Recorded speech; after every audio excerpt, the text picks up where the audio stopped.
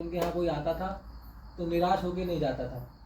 राजा परीक्षित जो थे बहुत धर्मात्मिक राजा थे। उनके दर पे कोई आता था निराश होके नहीं जाता था। तो एक दिन क्या हुआ, राजा परीक्षित के यहाँ काल आया। काल ने बोला कि तुम तो धर्मात्मिक राजा हो, तो तुमने हमारे लिए कोई स्थान दो जहाँ हम भी आपके राज्य में रहना चाहते हैं। तो राजा परीक्षित बोले कि भाई आपको किसने भेजा है, किसने बताया? तो हमने आचना की है, लोगों ने बताया है, मतलब सुना है कि आप बहुत धर्मात्मिक राजा हो। गाँव के लोगों ने आपके यहाँ जो आता है कोई निराश होकर नहीं जाता है, बहुत धर्मात्मिक। तो उन्होंने 3 जगह दी काल को। काल जिसके ऊपर आ जाता है, उन्होंने कहा 3 जगह आपको ये दी है। एक तो दारू, और जिसके पास सोना होगा घमंड, एक जगह वो। और तीसरा जुआ सट्टा जो खेलेगा, तो वो वहाँ तीनों जगह काल आ जाता है। जिसके पास जुआ सट्टे में पैसा बर्बाद कर देता है तो वो काल ही कराता है। उन्हें राजा परीक्षित ने शरण दे रखी है। और दूसरा, जिसके पास ज़्यादा पैसा हो जाता है और सोना आ जाता है, मतलब सोना वोना, तो वो भी पागल ही हो जाता है, मतलब काल उसे उल्टे सीधे काम कराता है, तो वो काल विनाश कराता है। ऐसे ही दारू जो ज़्यादा पीने लगता है तो वो भी काल ही कराता है। तो राजा परीक्षित सोने का मुकुट पहने थे, काल उनकी उस मुकुट पर आके बैठ गया।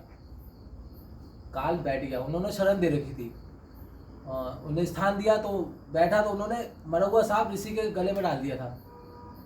तो ऋषि का नाम मुझे याद नहीं है, लेकिन बता दे रहा हूँ। ऋषि के डाल दिया तो ऋषि के जो बेटे थे वो कहीं तालाब में नहा रहे थे, मतलब गंगा जी में कहीं। तो उन्होंने, उनके जो मित्र थे, उन्होंने बताया कि तुम्हारे पिताजी के गले में मरा हुआ सांप डाल दिया है राजा परीक्षित ने। तो उन्होंने उस जल को लिया, शराब दे दिया।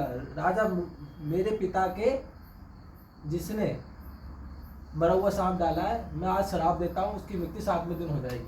अब हो जाएगा 7वें नहीं, गलत, 7वें मैं बता रहा हूँ, 7वें दिन हो जाएगी। तो उसके बाद उसने मुकुट उतारा, राजा परीक्षित घर गए महल में। उन्होंने मुकुट उतारे, ये मैंने क्या कर दिया?